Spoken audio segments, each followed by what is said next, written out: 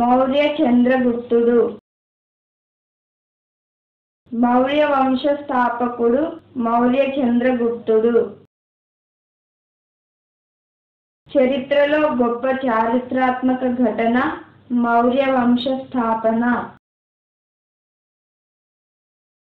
చంద్రగుప్తుని పరిపాలనా కాలం క్రీస్తు పూర్వం 322 నుండి 298 వరకు.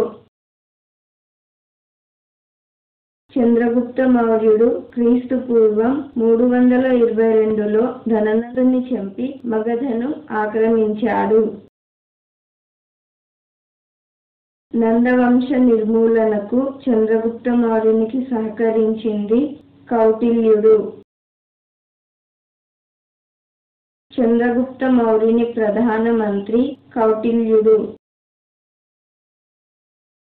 కౌటిల్యుడు వ్రాసిన గ్రంథం అర్థశాస్త్రం. కౌటిల్యుడు అర్థశాస్త్రమును సంస్కృత భాషలో వ్రాశాడు.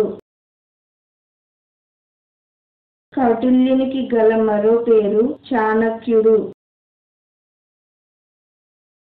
కౌటిల్యుడు అర్థశాస్త్రములో సామ్రాజ్యమును సాధించి దానిని పరిపాలించు విధమును ఉపదేశించాడు.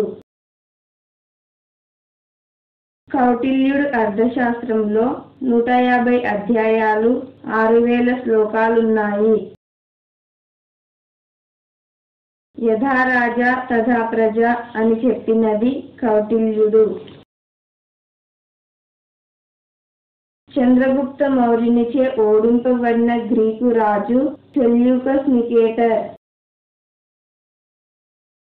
గ్రీకు రాజైన సెల్యూకస్ నికేటర్ రాయబారి మెగస్తనీస్.